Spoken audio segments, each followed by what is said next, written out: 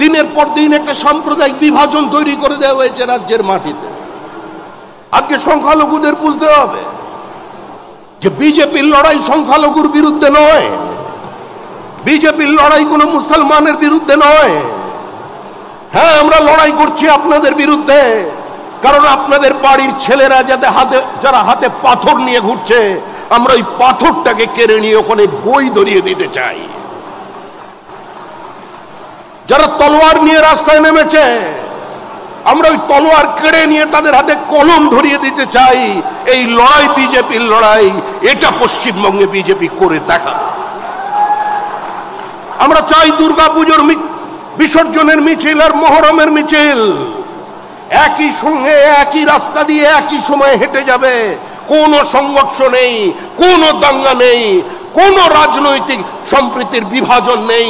পশ্চিমবঙ্গকে বাঁচাতে হবে, এর বহুত্ববাদকে বাঁচাতে হবে, এই মাটিকে রক্ষা করতে হবে। আর তার জন্যই দরকার একটা শক্তিশালী ভারত ভূখণ্ড। বাংলার সংখ্যালঘু ভাই বোনেরা তারা সৈয়দ মুস্তাফা সিরাজ, সৈয়দ মুস্তাফা আলী কে দিয়ে পশ্চিমবঙ্গকে চিনবে? এস ওয়াজেদ আলীর কথা তারা শুনবে? তারা নজরুলের কথা শুনবে না আপনার এখানে কোন উগ্রপন্থীর ভাষা শুনবে? হুমায়ুন কবিরের বক্তব্যকে গ্রহণ করবে? আপনারা চিন্তা করবেন।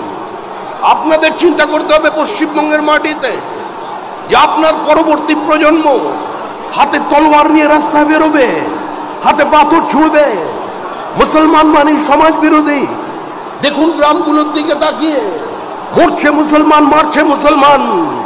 কারা এই অবস্থা তৈরি করলো? যারা আমাদের ভোট দিচ্ছেন না, যারা আমাদের থেকে দূরে থাকছেন, আপনারা প্রয়োজন যদি মনে করেন বিজেপিকে অচ্ছুত অস্পৃশ্য মনে করেন, আপনারা ভোট দয়া করে দেবেন না।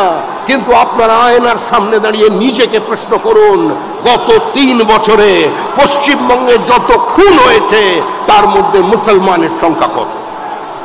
90% মুসলমান খুন।